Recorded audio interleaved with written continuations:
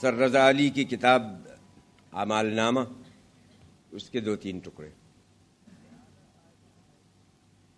دادا صاحب نے پہلی بیوی کے انتقال کے بعد دوسری اور دوسری بیوی کی ملاقات کے بعد تیسری شادی کی۔ پہلی بیوی سے صرف میرے والد سید واحد علی پیدا ہوئے، دوسری بیوی سے 3 بیٹے تھے۔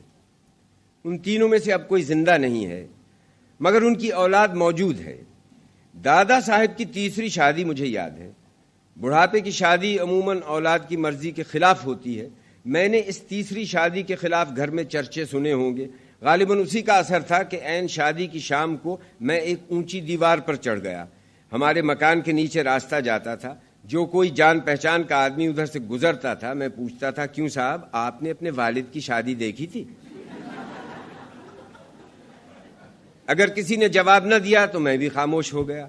اگر کوئی ہنس کر نفی میں جواب دیتا تو میں کہتا، واہ صاحب واہ، آپ نے اپنے والد کی بھی شادی نہیں دیکھی؟ میں تو آج اپنے دادا کی شادی میں جانے والا ہوں۔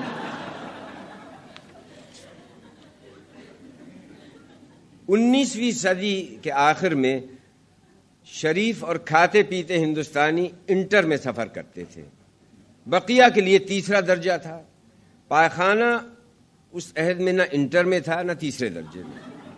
اس معاملہ خاص میں ان دونوں درجوں کے مسافروں کی بابت محکمہ ریلوے کا غالباً یہ خیال تھا کہ وہ ملکوتی صفات رکھتے ہیں۔ انسان صرف پہلے اور دوسرے درجے کے مسافر ہیں، جن کی ضروریات کے لیے ہر درجے میں غسل خانہ موجود تھا۔ لفظ غسل خانہ سے اصلی مفہوم ادا نہیں ہوتا۔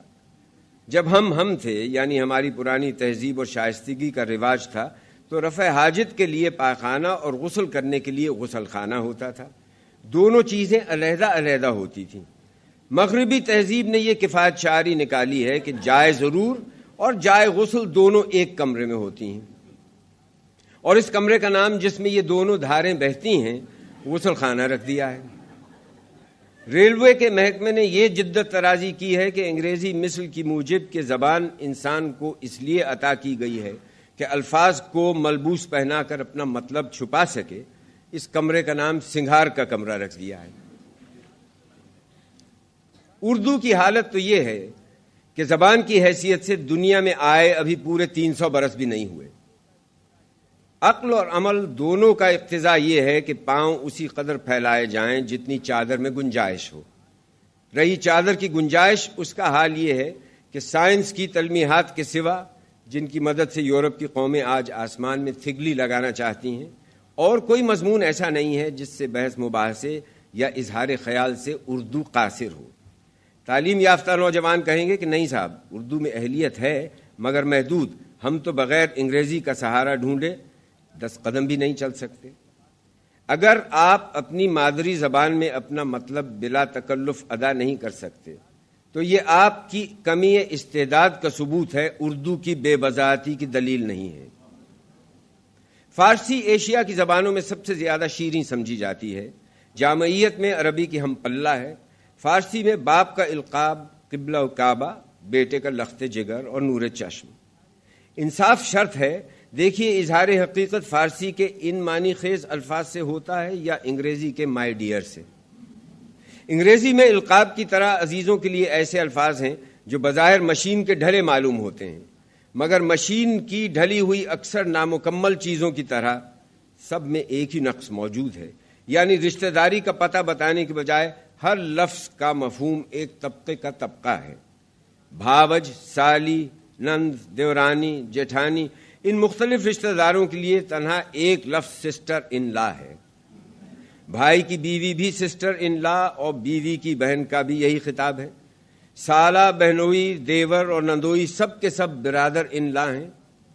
چچا، ماموں، پھپھا، خالو سب انکل کہلاتے ہیں۔ دادا اور نانا دونوں کے لیے ایک لفظ گرینڈ فادر ہے۔ دادی اور نانی دونوں گرینڈ مدر کہلائی جاتی ہیں۔ لفظ کل پر جو ہماری زبان میں دیروز اور فردہ دونوں پر عائد ہوتا ہے، اعتراض کیا جاتا ہے۔ مجھے تسلیم ہے کہ یہ لفظ ذرا بے کل سا ہے۔ کاش ہمارے پاس کوئی ایسا ادارہ ہوتا جو کل کی کل ٹھیک کر سکتا، مگر پھر بھی فقرے کی ترکیب اور فعل کے استعمال سے معلوم ہو سکتا ہے کہ گزرا ہوا دن مقصود ہے یا آنے والا دن۔ مگر سسٹر ان لا صاحبہ ایسی پہیلی ہیں جن کو بغیر اتے پتے کے کوئی نہیں بوجھ سکتا۔ ہر ملک کی زبان اس کی تہذیب اور تمدن کا آئینہ ہوتی ہے۔ زید کا بیٹا خالد کی بیٹی سے شادی کر لے تو زید اور خالد سمدھی ہو جائیں گے، مگر انگریزی میں کوئی لفظ نہیں ہے، اور ہوتا کیسے؟ یورپ میں زید اور خالد کے درمیان سوائے اس کے کہ دونوں بابا آدم کی اولاد ہیں اور کوئی رشتہ نہیں مانا جاتا۔ سچ تو یہ ہے کہ اردو میں فارسی کی شیرینی، عربی کی جامعیت، سنسکرت کی بلاغت اور ہندی کی سادگی موجود ہے۔ سیاسی حلقوں میں دن رات بڑی سرگرمی سے بحث مباحثہ ہوتا ہے کہ ہمارا ملک کب آزاد ہوگا۔ میرا جواب سن لیجئے، ملک اس وقت آزاد ہوگا جب ہمارے کاپی نویس 200 سے زیادہ صفحے کی کتابوں کی صحیح کتابت اور صحیح طباعت کرنے کے قابل ہو جائیں گے، یعنی جب کتابوں کے ساتھ صحت نامہ چھاپنے کی ضرورت باقی نہ رہے گی۔ اب آپ خود اندازہ کر لیجئے کہ کتنی مدت لگے گی۔